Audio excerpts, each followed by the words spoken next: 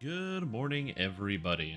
There is a major thunderstorm going on outside, and today I want to talk to you about the new changes coming in Update 61. So, Update 61 is the launch of the expansion Vecna Unleashed that is coming next week, so it'll be Wednesday, August 16th.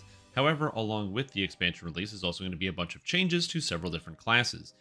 They're doing like a bit of a balance update for some tweaks for it, and they have this as the opening, which is with Update 61, we embarked on a slightly unusual kind of balance pass where instead of targeting a specific gameplay feature overhauling it top to bottom, we are instead going wide, so they're making changes and adjusting 13 distinct features across 7 classes and 2 universal enhancement trees. So they're basically not like big changes, nothing sweeping, there's not a lot of like huge mechanical changes or new abilities, it's mostly just like making things cost less, tuning up DCs sort of thing. Basically just like those little bits and bob buffs you get in a lot of other video games, where something increases damage by like 2%, and it's not a big deal, but it makes something feel a little bit better. Now, I've criticized Standing Stone Games as being the never buff, only rework studio, which has largely been true. They usually don't like do small adjustments. They mostly will just do full and complete reworks.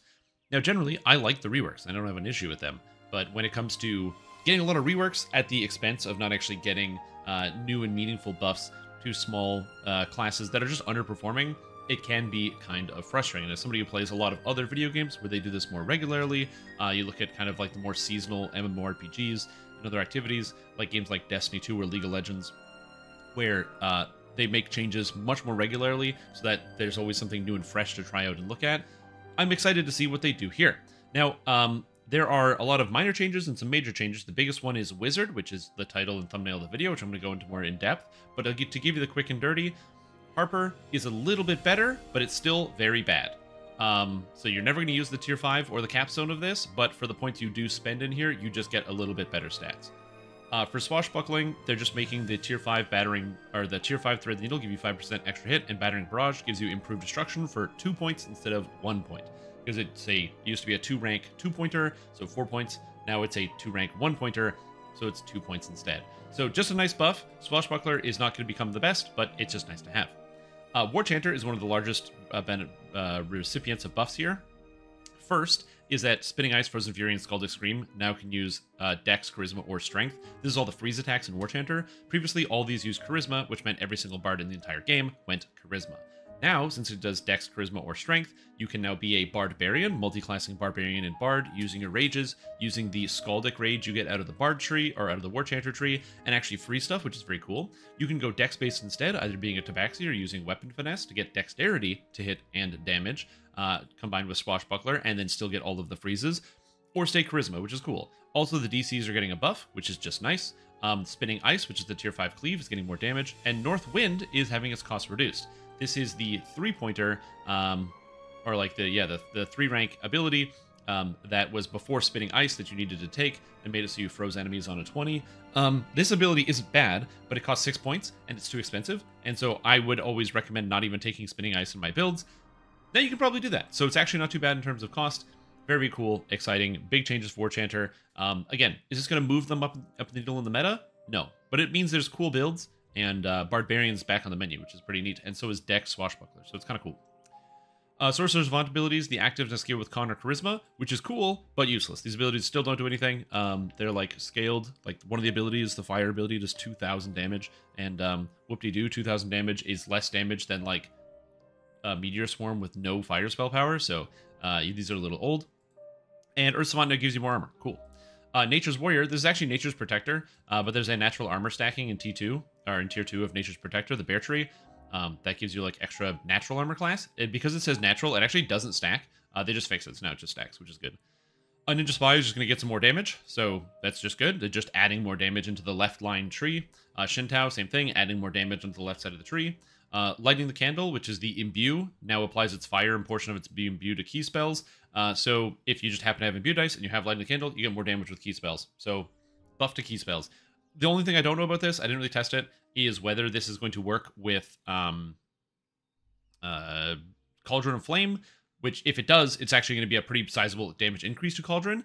But everything else, I have no idea. Either way, it's just a damage increase, so there's no downside there. The Monk Quivering Palm thing, I'm not even going to touch this one, because TLDR, they're changing the formula, and a lot of people misunderstand how the formula is. And so several players are using Quivering Palm at endgame, even though the formula looks like it shouldn't, because it doesn't include items, but it does include effects that items give, but not when they come from the item, like base tactics, but not tactics from items, and only tactics from effects. It's a whole thing. The thread here has a lot of people with very strong opinions about it. I think what happened here is SSG wanted to just clean up the bonus to make it easier to understand. It's an instant kill, so they gave it Assassinate and gave it a DC, but the DC for some is going to be lower. And so basically, it's going to have a higher floor. This is easier to get in the lower types of content, but harder to max out like it was before, or in some cases impossible. And so if they just change this to stunning bonuses, it kind of fixes all the problems. So I hope they just change it to stunning, but it is what it is. So this is the only thing that I think, this is the only thing where something is going down in the tree, but I think this is also just a misunderstanding. I think maybe SSG didn't know what DCs people were getting with the old formula. And so, but it's a fixable problem. Anyway, Assassin. All the active poison attacks are now +3W, which is good. They use full rogue level for their DCs, and they make certain enemies that would be immune to poison weak. So Ice Chill makes undead vulnerable, Soul Seeker makes elementals vulnerable, and Soul Shatter makes outsiders vulnerable. Yeah, Heartseeker. This is actually really cool. The DC was broken on Lemania, so hopefully it'll be fixed. But overall, just a great buff to Assassin. You actually might want to take most of these. One of the problems with Assassin, the Imbue, is that it's really good and it does a lot of damage. It's like a D8 poison, scales off melee power. But the problem is a lot of monsters are immune to poison. With this, you can actually bypass this, which means you might actually sacrifice points somewhere else in the Assassin tree to take more poisons, which is cool. Assassin's actually using the poisons. It's just a neat concept, and I think it's executed well here. These effects actually do work. It's just the save is broken. So there's like an issue with the calculation. So I tested them all. So they do actually strip off the immunities off the individual creatures. It's just the DC, which I'm hoping they'll fix before the patch. Kukri, it now works with Vistani. Yay! Which is cool. It does it better or worse? Well, there's only one good Kukri in the game, which is the Labyrinthine Edge at Legendary. And it's a really, really good Kukri. So is it going to be better? Is it going to be worse? I don't know, but this is very cool. So we'll see how that plays out. Vanguard is also getting a buff. Stunning Shield cooldown is going down by 15 seconds, so it'll be 15 seconds instead of 30 at the max tier, which is absolutely insane. Doubles the uptime on your stun, so you can use this all the time. This is actually insane for Vanguard, so I'm very excited. Shield Rush cooldown is also going down, an ability I never really used, and Shield Line Specialization damage bonus actually displays on your screen, which is cool. And then they also asked if you'd like more balance changes like this, small changes, let us know. I would like them to do that, so I've let them know. And if you like that, also let them know as well. Now, Archmage. Let's talk about Archmage. Because I made an Archmage. This is my character here, Archmage. This is a First Life wizard that I made here on the preview server on Lemania. And the changes to Archmage have made it better, but not so much better that it is now the best caster, but it feels a lot better to level. So basically, what they've changed in the Archmage tree is they've changed a few things. Number one, Energy of the Scholar, this spell point, now instead of costing 2 points each, it now costs 1. This is a major change because it means that your character can get a lot of extra spell points in the early game. Wizard's worst point is the early game. As you get later levels, you get items, you get other things to kind of help shore up your spell points, increase your DCs. It doesn't feel as bad. But in the early game, you run out of spell points so quickly. Getting an extra 90 is really, really nice. However, they do even better for spell points. All of the meta magic improvement feats for Archmage, or these things that may reduce the cost, now cost 1 point. 1 point, 1 point, 1 point, 1 point. So this whole line here, okay, just lost, what, 3, 6, 9, 11 points off of the cost. 14, if you include this one, points reduced. And Spell Pen now costs 1, so the tree is now 17 enhancement points less expensive. That is crazy. That is a crazy amount of cost reduction. And it's a really, really good amount of cost reduction. So character is dramatically more powerful. On top of that, they also added in Core 4 here. Gives you +1 cash level and max cash level with all spells. So it gives you just more damage. Your crowd control spells last longer. They also have better spell penetration. And this is one of the reasons why I actually think that all cash levels with all spells is really, really cool. It means if you multi-class with Wizard, it kind of helps with that. It means your epic strikes are more powerful. This is just a really cool ability. But they didn't do it once, they did it twice. You also get that no matter which one of these that you take. On your 18th core, you get an extra +1 cash level and max cash level with all abilities, which actually kind of puts them in line closer to Sorcerer, which feels pretty good. This is going to end up being, something about like an 8% damage increase with all magic at the end game, and it feels a lot more potent in the early game. So very, very cool. And then on top of that, Master of Magic now gives 4 intelligence instead of 2, and an extra 20 universal spell power. So, is this good enough to make Wizard the best thing in the game? And the answer is no. Sorcerer, Alchemist, and Druid exist, so therefore Wizard can't be the best. However, this does a lot of heavy lifting. I played on Lemania here. I soloed. I didn't have any special gear. I grabbed like a couple items at Assault Marsh, and then I just kind of ran through the game. No tomes. Again, like I said, I grabbed some gear from Salt Marsh. I got this +4 intelligence cloak while I was leveling. Ooh, sheltering, spell site 8. I had no problems, not only fighting the monsters, but actually not even running out of spell points during the leveling process, because these metamagic cost reduction effects are crazy.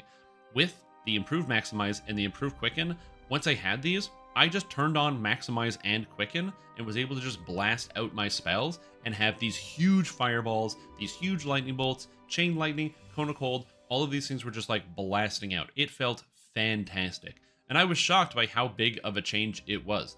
On top of the fact that I got the 90 spell points out of here as well, which helped out. Now, admittedly, I did use Fade Arc Illusionist at the beginning for an extra 100 spell points, and it did help quite a bit, 100 here and 90 here. So I had this basically at like level 4, I had both of these active.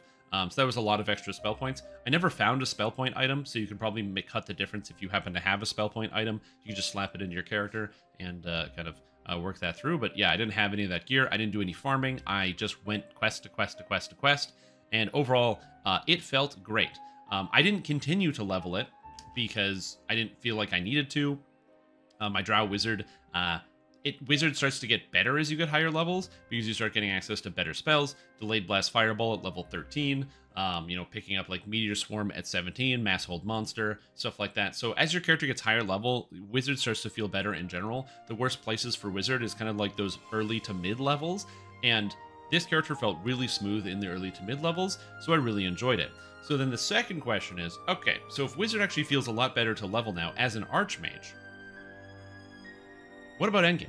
Can I Archmage at endgame? And the answer is kind of. Archmage was, like, never really the best at endgame because Pale Master just does everything Archmage wanted to do better.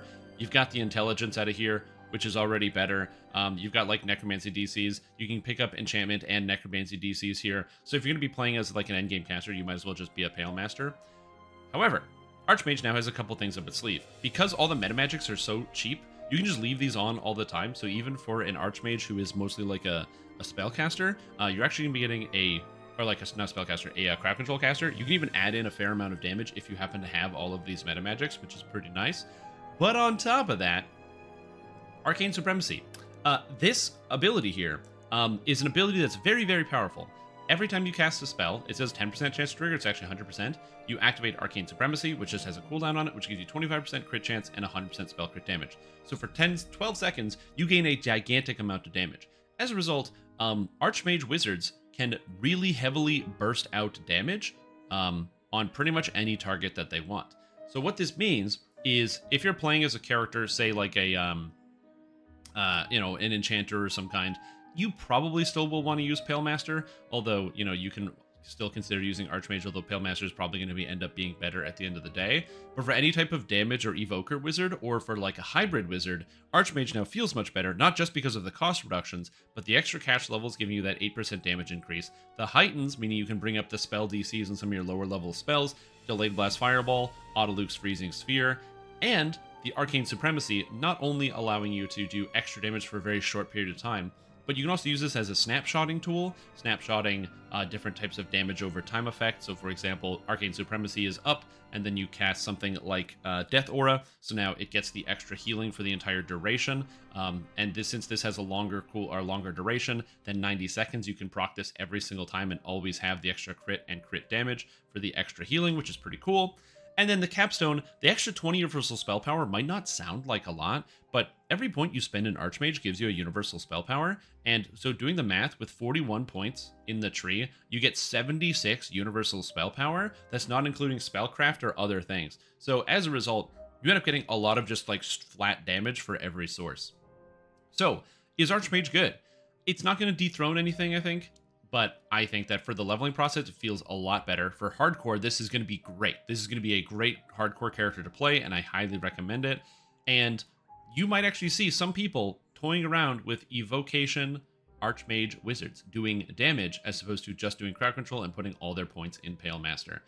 The Arcane Bolt and Arcane Blast lines, as of this preview, were not adjusted whatsoever. If they do get adjusted, I'll put an addendum comment below. But these spells are still terra bad. They do very low damage, and their saving throw is not base. It's just 14 plus intelligence, and this one's 12 plus intelligence, which means that if you have 200 intelligence, which is a fictional number, but if you had 200, these abilities still wouldn't hit monsters at the end game. You know, these abilities are just terrible, and you don't want to take them. But if they do get buffed, I'll let you know. But for now, these ones don't really work. But the rest of it feels great, and I'm very excited about this and some of the changes they put through. Archmage feels good. It was fun to play, and I think I'm going to play a little bit more Archmage. This evocation stuff is better than I thought. So, yeah. Anyways, that's all I have for you today, so thank you for watching. If you like what you saw, consider subscribing to the channel, which is cool. Also, if you want to see some more Strimtom content, I stream on Twitch, so a lot of people know that I'm a Twitch live stream. That's one of the reasons why I do more of that there than here. It's kind of my day job. But say you don't watch everything on Twitch or it's too hard to keep track of, I have a VODs channel. It's called Streams. I'll put a link to it in the description. And if you want to check it out, it's where I put all the VODs there, and I break them down into category by game. So I do stream Dungeons & Dragons Online, of course, every day, but also in the evenings, I'll sometimes stream other games. I stream my entire playthroughs of Baldur's Gate 1 and 2, and now I'm streaming Baldur's Gate 3. I stream my playthrough of Metroid Dread and Metroid Prime. I beat both those games in one sitting. So if any of that interests you, if you want to see any of that other stuff, the VODs channel will be linked below, and you can check that out there. But that's all I have for you today. Thank you for watching. Have a great day, and Wizard looks really good. I'm very excited.